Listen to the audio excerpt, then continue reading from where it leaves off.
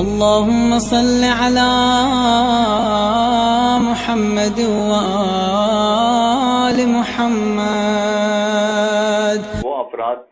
کہ جو روزہ رکھتے ہیں مگر اس کے باوجود ان کا روزہ صحیح نہیں ہو سکتا ہے، ان میں بیمار افراد بھی ہیں، اور بھی افراد ہیں، مثلا اگر مسافر روزہ رکھے گا تو صحیح نہیں ہوگا. دوسرے کچھ افراد ہیں جو روزہ رکھیں تو ان کا روزہ صحیح نہیں ہوتا ہے. اسی طرح سے بیمار آدمی اگر روزہ رکھ لے تو اس کا روزہ بھی صحیح نہیں ہوتا ہے. مگر بیمار سے میری مراد یہ ہے، اس کا فارمولا یہ ہے بیماری کا، کہ یہ بیمار ایسا ہے کہ اگر روزہ رکھے گا تو بیماری اس کی بیماری کو اور نقصان پہنچے گا. اگر روزہ اس کی بیماری کو نقصان پہنچا رہا ہو تو ایسی صورت میں اس شخص کا روزہ صحیح نہیں ہے. لیکن اگر ایسا بیمار ہے کہ روزہ اس کی بیماری کو کوئی نقصان نہیں پہنچا رہا ہے، یا نقصان پہنچا بھی رہا ہے تو بہت معمولی نقصان پہنچ رہا ہے، تو ایسی صورت میں تو اس کو روزہ رکھنا چاہیے اگر ماہ رمضان کا روزہ ہے. تو خلاصہ یہ بنا کہ بیمار آدمی کا روزہ اس صورت میں صحیح نہیں ہوتا ہے کہ روزہ اس کی بیماری کو نقصان پہنچائے تو اس کا روزہ صحیح نہیں ہے، لیکن اگر بیماری کو نقصان نہ پہنچائے تو پھر اس کا روزے میں کوئی حرج نہیں ہے. اب میں ذرا سی تفصیل اس کے آپ کے سامنے بیان کروں کہ مثلا اس کا روزہ رکھنا اس صورت میں صحیح ہوگا کہ روزہ رکھنے کے بعد اس کی بیماری اور بڑھ نہیں جائے گی. اگر فرض کیجیے روزہ رکھنے کی وجہ سے اس کی بیماری بڑھ جاتی ہے، یا اس کی بیماری طولانی ہو جاتی ہے، یا اس کی بیماری ایسی ہے کہ جس میں اس کا درد ناقابل برداشت ہو جائے گا، یہ تین باتیں الگ الگ ہیں.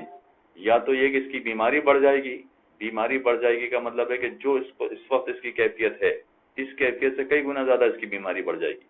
وہ بھی روزے کی وجہ سے. یا مثلا بیماری نہیں بڑھے گی، بیماری تو جتنی ہے اتنی ہی رہے گی، مگر بیماری طول پکڑ جائے گی، لمبی ہو جائے گی بہت. اور تیسری صورت یہ کہ بیماری نہیں پڑ رہی مگر جو درد ہے اس درد میں اتنا اضافہ ہو گیا ہے کہ جو ناقابل برداشت ہو.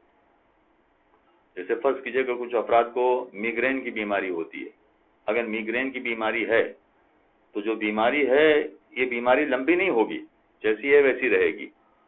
یا بیماری میں کوئی مزید اضافہ نہیں ہوگا، وہی بیماری جو میگرین کی بیماری ہے وہ وہی رہے گی. میگرین کا مطلب ہے آدھے سر کے درد کی بیماری یا سر کے درد کی بیماری.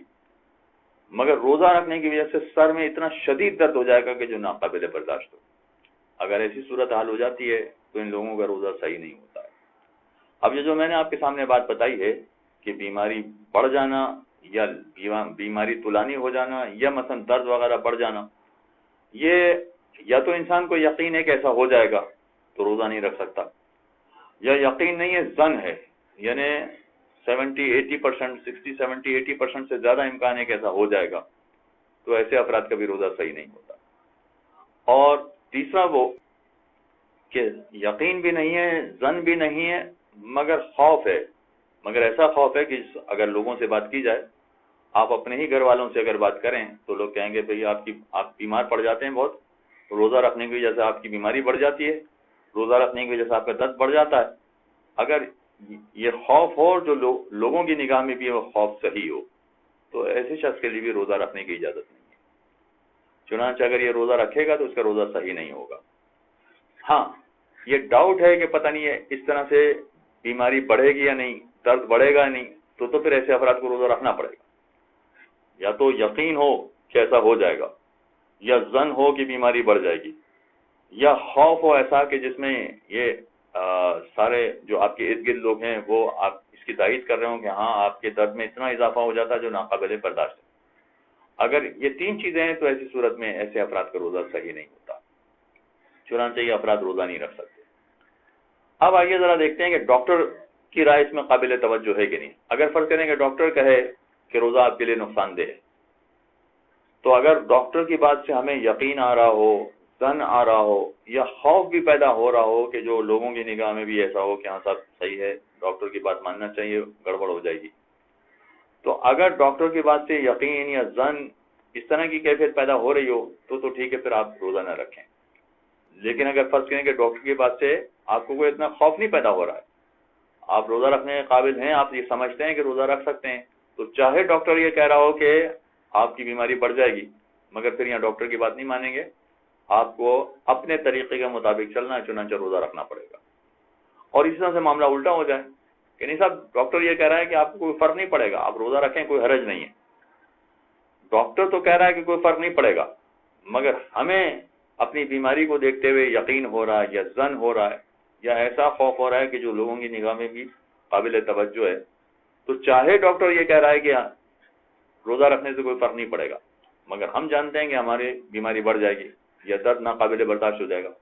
تو ایسی صورت میں روزہ رکھنا ضروری نہیں ہوگا۔ ڈاکٹر کہہ رہا ہے کہ کوئی حرج نہیں، مگر ہم جانتے ہیں، تو ایسی صورت میں روزہ نہ رکھیں تو کوئی حرج نہیں ہے۔ چنانچہ حقیقت میں ڈاکٹر کی رائے کی کوئی اہمیت نہیں ہے، خود ہمیں اپنے آپ کو دیکھنا پڑے گا کہ ہماری بیماری کیسی ہے کہ ہمارے لیے روزہ رکھنا صحیح ہے یا ہمارے لیے روزہ رکھنا صحیح نہیں ہے۔